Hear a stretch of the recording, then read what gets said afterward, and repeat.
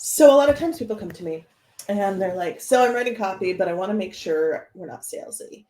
And it always creates a really interesting discussion because your people want to be sold to. So I just made a post on LinkedIn the other day, and I'll make sure to drop the link in the comments here so that you can find it. But ultimately, people want to be sold to, but they don't want to be sold to in a slimy way. And I think that's what most people mean when they say, I don't want to be overly salesy in my copy, or my brand is not salesy. So it's especially true with people who are relatively new to being in business, who are in a passion driven startup, who it's their baby, and they want to make sure that they are being fully authentic in their brand. So there's a couple of things that happen here. The first is that no one wants to come across as overtly salesy. However, you need sales in order to succeed in your business. So how do you get those sales if you're not being salesy in your copy? If you're one-to-one, it's really about a conversation. And in fact, a friend of mine said, those are the best sales calls when it feels like this happy conversation between friends and we're just talking about the problem. I'm listening to them, and then I tell them how I tackle it. And then we go from there. And I think that's super true. Those are the best sales conversations, but you can't have every sales conversation verbally. You can get every person that you're selling to on the phone or via Zoom, but how do you get them there in the first place if they're not aware of you? The fact of the matter is you have to come to them wherever they are. And that means understanding your audience, understanding what they want, understanding where they hang out, and understanding the problems that they think they need solved. Because inherently, what you do for your audience isn't necessarily what they think you do. Sure, I provide brand messaging and copywriting to my audience, but they don't usually come to me and say, I need a copywriter, I need brand messaging. They come to me saying, my website's not converting. Or they come to me saying any number of other things about their business problems. I'm just not converting people. There's some kind of a disconnect between what my marketing says and what they expect when they get on the phone, and on and on and on and on. So to solve that, you have to have sales copy. And when you talk about copy versus content, people in this space, marketers tend to think of copy as more sales focused and content as being more informational based. So blog content and infographics would be in the content side of things, whereas what goes on your website, what goes on your sales and landing pages, what goes,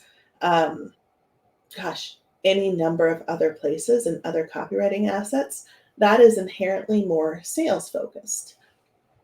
But I would argue that there's a spectrum, meaning that everything that you put out on behalf of your business needs to have some focus on copywriting, some focus on what's going to attract them with a great headline, some focus on what they desperately need to know, why they are coming into you.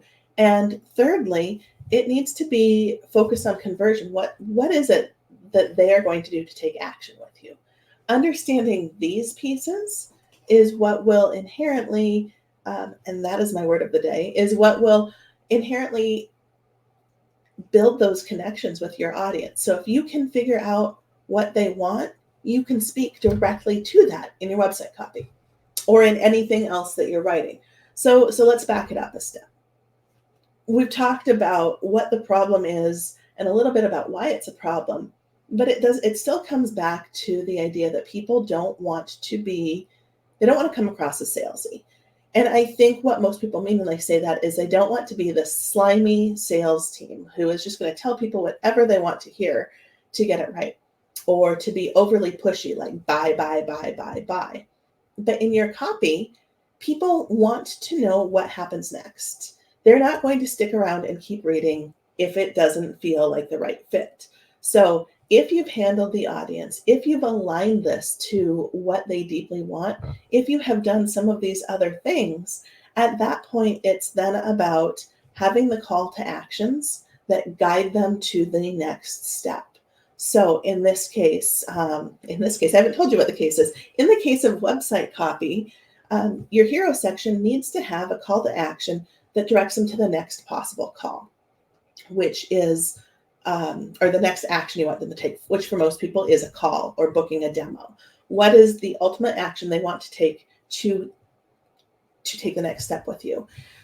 Maybe it's downloading a resource. Whatever that looks like, that needs to be the primary action, because if they don't have some kind of guidance, people won't know what to do or how to interact with you. So if you think of it in terms of a client relationship, if they were already a client, you need to tell them what's happening next so that they have this expectation and they truly, truly, truly understand what these pieces look like. So what does that mean? It means that you're going to have some sales language in your copy, but it does not mean that you're pushing people to do something that they don't want to do. It's the internet. It's not like you have them trapped in a room where they feel awkward standing up and leaving. It's not that kind of a situation at all. If it doesn't feel right or they're not interested, they are going to leave. And if you think of copy as every line of copy having one role, which is to either get you to read the next line of copy or to get you to take action, you're able to think of it as a pyramid, or maybe as a funnel, as an inverted pyramid.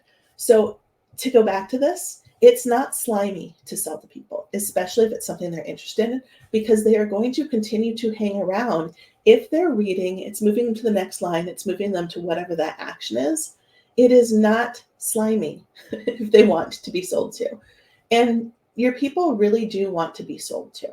They need to be sold to. Unless you are launching with this enormous platform of millions of people or hundreds of thousands of people or even thousands of people who are hanging on to your every word, a lot of what you're doing when you're in startup mode is building awareness of what you do. So that means you have to talk about it. That means that to become known for what you do, you have to tell people what you do.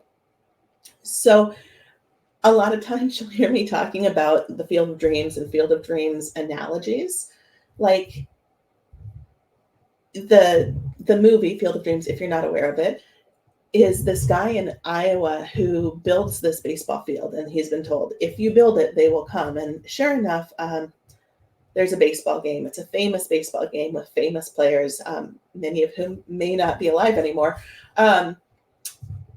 This isn't the Field of Dreams. The business world, especially in the online business realm, is not the Field of Dreams. Just because you build it does not mean they will come. We're not all Ryan Reynolds with our aviation gin, who we can just mention a product and people flock to it. For most of us, we have to do some work to build the audience, to build awareness of who we are and what we do. So let's look at this in a couple of other ways. And I want to tell you, we all do this, by the way. Everyone in business, especially if we're in startup mode, it's like, man, I just don't want to come across as overtly salesy. Even me who has these conversations with my clients. When I launched my last course, I was like, oh, I have a resistance to some of this language. It feels too salesy. And my friend Veronica was like, Erin, I want you to sell to me. I have a problem, and this is the solution. I want to know about it. So instead of thinking about it from, I don't want to be salesy, try to flip that conversation. Try to say something along the lines of, if people were obsessing over what I am telling them, how would they want to be sold? What kind of message will make them want to be sold to?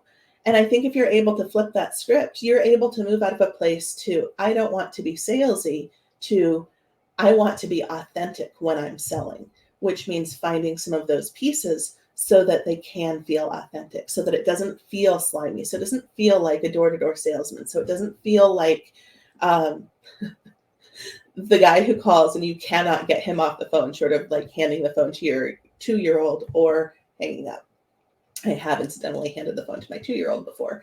And it's fun, but it gets the point across, like, I don't want to have this conversation anymore. But again, it's not about being overly salesy.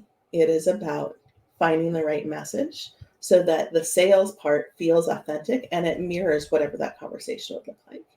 If you have questions on this, I would absolutely love to chat with you about the different stages, the different messages people need at different stages, whether they're a skeptic, whether they're a prospect, whether they're marketing qualified, whether they're hot to trot, and whether they're ready to become a new customer. So if we want to talk about that, more than happy to do so, some of the messaging and some of the ways people will need to show up. With all that said, though, you're not being salesy if you're selling to people. You are giving them the message that they need to be successful. And realistically, that's service. It's not sales.